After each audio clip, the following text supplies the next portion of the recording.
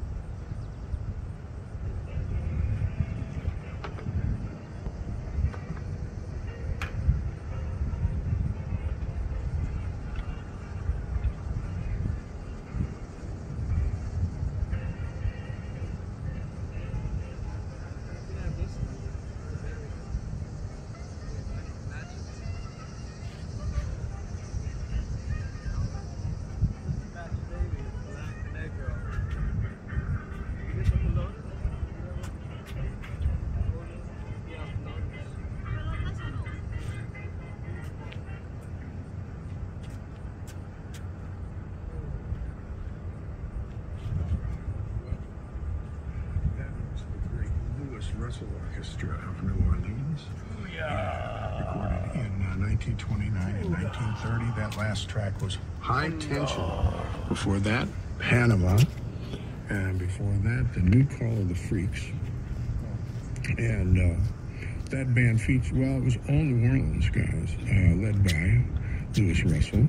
And this was the band that became Louis Armstrong's orchestra. They backed King Oliver as well, a lot of singers in the late 20s and through the 30s, and then made a bunch of records under their own name with Henry Red Allen on trumpet, Bill Coleman on trumpet.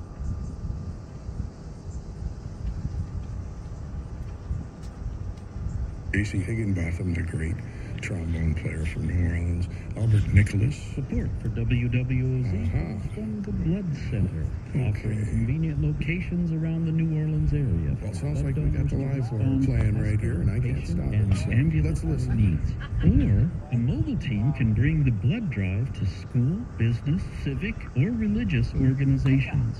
Blood Center hours and locations and info about booking a blood drive are available online at thebloodcenter.org or by phone at 800-86-BLOOD.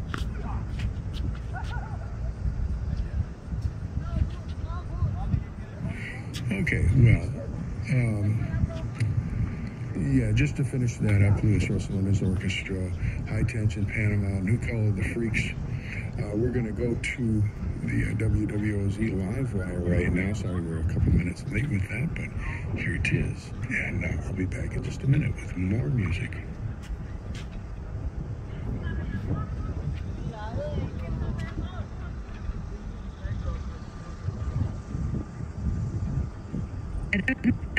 Calling all guardians of the groove near and far, we're excited to invite you to WWOZ's Groove Gala, an indoor air-conditioned festival in the heart of the French Quarter at Tableau Restaurant and Le Petit Theater on Thursday, September. This is the WWOZ Live Wire, your calendar of live music events for Wednesday, August 14th. And here are your shows for today. 21st Amendment has Dr. Sick at 7. Algiers Music and Art Studio hosts the Steve Lands Quartet at 6. Apple Barrel hosts the Big Soul Band at 10:30. Bacchanal features Jesse Morrow at 6. Bamboolas presents Caleb Nelson and his Hot 5 at 5:30. And the Queen and Friends at 9. Bayou Bar at the Punch Train has Firm Roots with Peter Harris, Derek Duguay, Dwight Fitz Jr., and more at 8. Blue Nile welcomes the New Breed Brass Band at 9:30. BMC has the Sharpened Spurs at 5, and Feral House Cats at 7:30. Bourbon Bar at the Bourbon Orleans Hotel hosts the In and Out Band at 8. Buffa's features Jelly Biscuit at 7. Cafe Degas presents Double Whiskey at 6. Cafe Negril welcomes Colin Davis and Night People at 8. Capulet hosts Suzanne Ortner at 6:30. DBA has Washboard Rodeo at 6 and the Lagniappe Brass Band at 9. Do Drop In Hotel and Lounge features the Drop In with DC Paul and the Dope Friends with Jay Reed at 8. Dos Hefes presents Chris Tokarski at 8:30. Fritzel's Jazz Club has the Bourbon Street Stars at 5 and Fritzel's All-Star Band with Chuck Brackman at 8. The Goat welcomes Perpetual Warfare, Anti-Sapien, and more starting at 8. The Jazz Playhouse hosts Funkin' It Up with Big Sam at 7:30.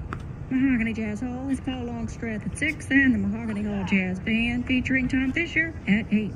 Mason Bourbon Jazz Club features the Leroy Marshall Band at 8.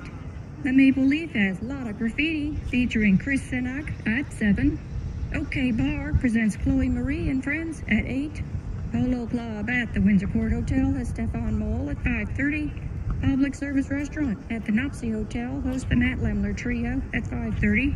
Snog Harbor features Delphio Marsalis Sextet for 2 sets at 7:30 and 9:30.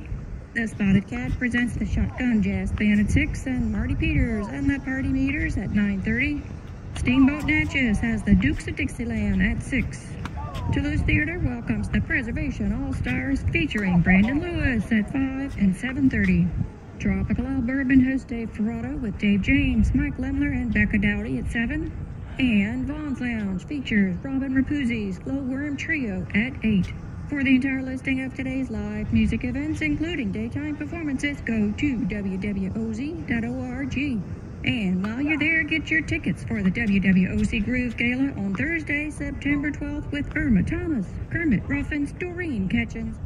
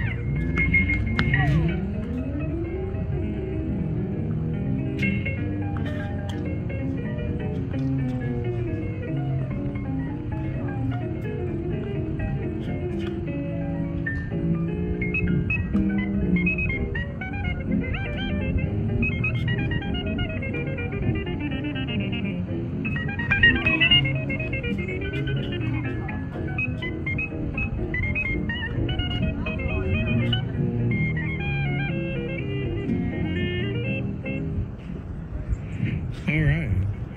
You're listening to WWOZ FM, New Orleans.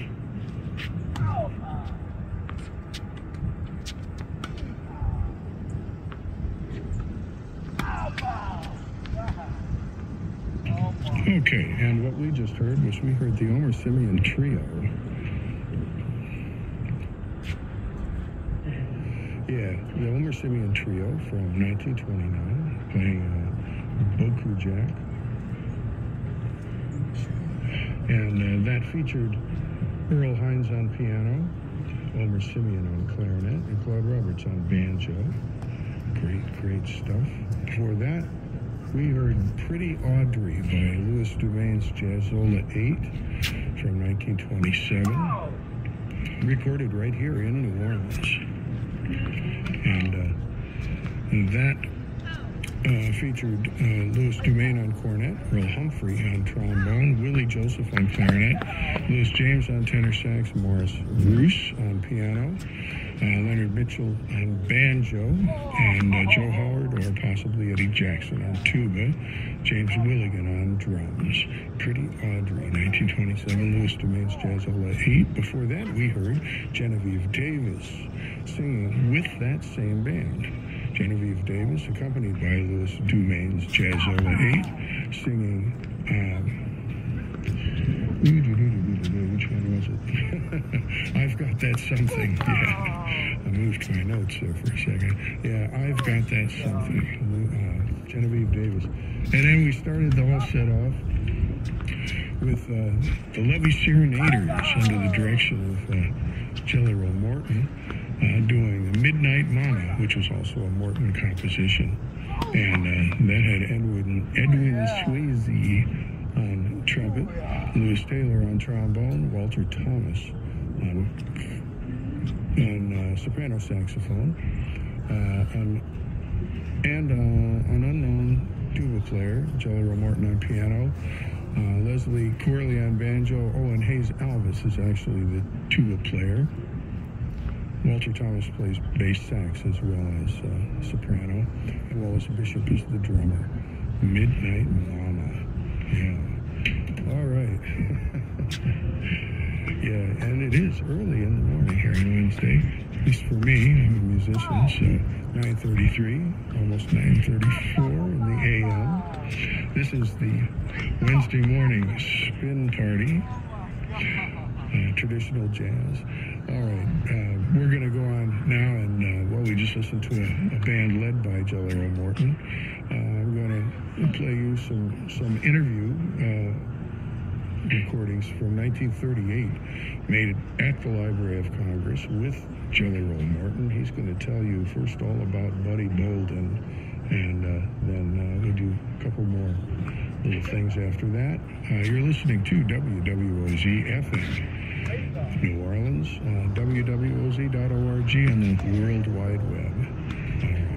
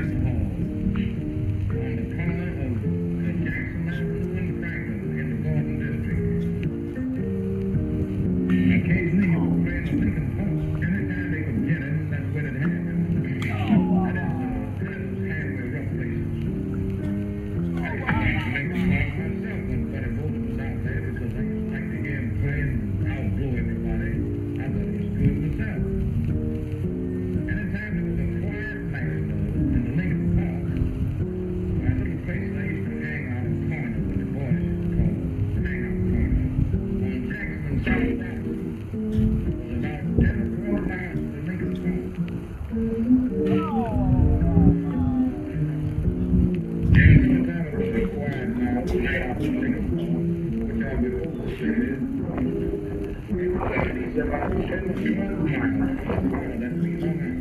Maybe the fan wasn't so well publicized. So in order to get it publicized in a few seconds, nobody would just take his big trumpet and just turn it around towards the city and blow this very tune out. And other words, the tune is not heard what it Bolden say. And the whole town would know that what it was there.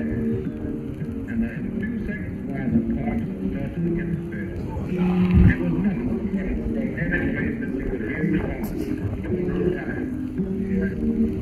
Oh, I went up and tell you what was great house. And later he went to the crazy house, but I had an opportunity to be in the Jackson Morton once when he was trained at some matinee on holiday. And there was a man that's standing at the stationary bar. A little bit of short fellow, seemingly he was sick, had rheumatism. And a great big husky guy steps on his foot. And I was just between them. And they got an argument. And the little bit of guy didn't want to stand, but he just pulled out a plastic gun almost as long as he was old. And shot. And if I hadn't pulled my stomach back, he'd have shot me in the stomach. He killed this guy. Laying on the floor, and my goodness, Buddy Bolden started blazing away. He was up on the balcony, bandstand, and started to blaze away for all it was worth in order to try to keep the crowd together. I realized it was the children and many others did too, and we started breaking those windows. Just going all through the doors. They always had a policeman, one policeman, and all dancing, two at a time. And all the policemen and everything. After I got on the outside, I felt that I was safe. So I decided that I'd look and see what Jelly happened. rolls. After a while, the car pulled up and took the dead man and it laid him in the bottom of the patrol wagon. And they finally hit the little man that shot him. The prison man that is put in prison. And later on, they put Buddy Bolden in the patrol. And I often wondered why would they put Mr. Bolden in that patrol? And he was up there trying to blow the nose to keep everything quiet. And I was right there seeing the man got killed. Why did Buddy Bolden go crazy? Why, I tell you, they claim that Buddy Bolden went crazy because he really blew his brains through the trumpet. He's the blowingest man that ever lived since James. He was really a great man at that, but he didn't play jazz. He was a ragtime player. Where'd he come from? Buddy Bolden was a New Orleans boy. As far as I know. A Negro? He was a Negro, yes. Right in New Orleans. Dark or? No, he was light complected. He was what you call a light brown skin boy. Did he drink hard? Drank all the whiskey you could find or anybody else could find. And the funny thing about those guys in those days, a musician didn't think he was a good musician if he had a collar tie on. He wouldn't wear a collar tie. He'd have his shirt busted wide open, every button open, and have a red flannel undershirt so the girls could see it. And that was a great thing. The girls wondered how did they go for those red undershirts.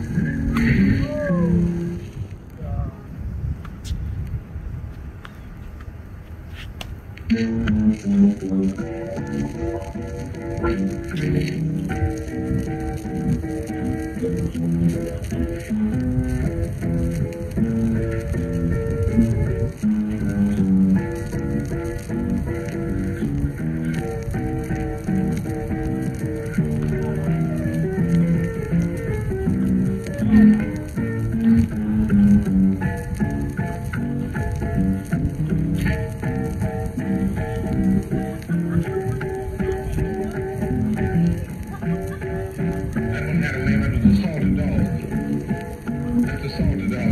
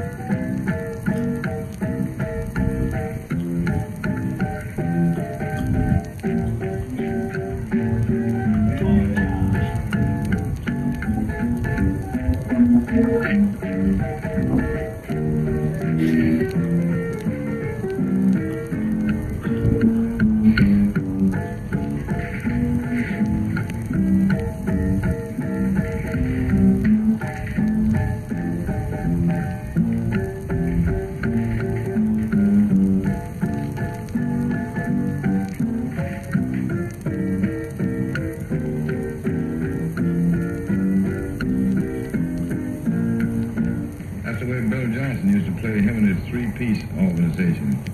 Bill Johnson's a brother-in-law of mine, and an older mine. Very, very good-looking boy in those days. And my, how did the girls take to him and those bad calls on the base field?